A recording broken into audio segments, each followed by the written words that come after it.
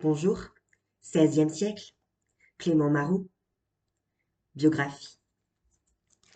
L'exil a fait rare, 1534-1536.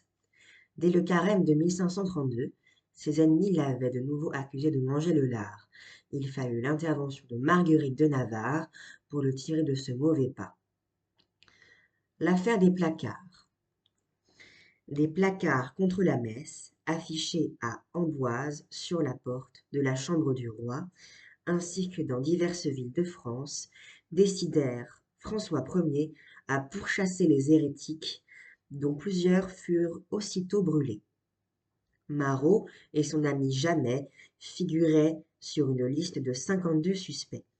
Ils se réfugièrent à Nérac, auprès de la reine de Navarre, puis à Ferrare, juin 1535, où Renée de France, fille de Louis XII, accueillait les réformés, et notamment Calvin. Les deux amis y furent admis comme secrétaires. Ferrare et Venise.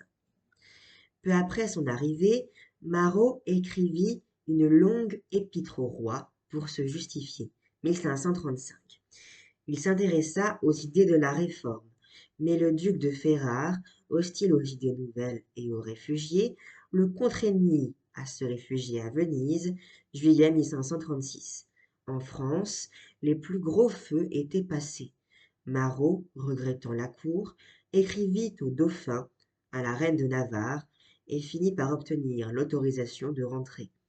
Il abjura le protestantisme à Lyon et offrait son Dieu-Gard, bonjour, à la cour en février 1537. Une fin de vie tourmentée. Querelle avec Sagon, 1537. Son inimitié avec le poème Sagon s'envenima si bien qu'ils échangèrent des poèmes satiriques. Marot prit l'avantage en publiant Le valet de Marot contre Sagon, pamphlet où il confie à son valet Fripelippe le soin de bâtonner son adversaire comparé à un singe sagouin. La querelle se prolongea 2 mois, les amis de deux champions prenant parti de chaque côté sous forme d'une guerre de poèmes et de libelles. Les 30 psaumes.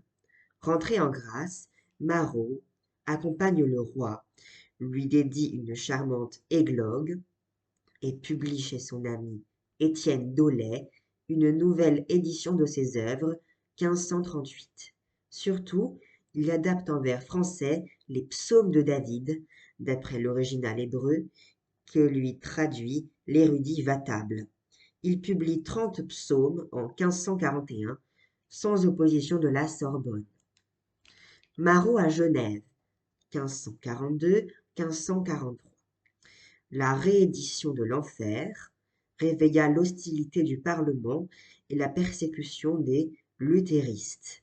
Pris de peur, Marot se réfugia à Genève, où il fut bien accueilli et traduisit encore 20 psaumes sous la direction de Calvin. C'est donc au total un recueil de 50 psaumes qu'il publia en août 1543.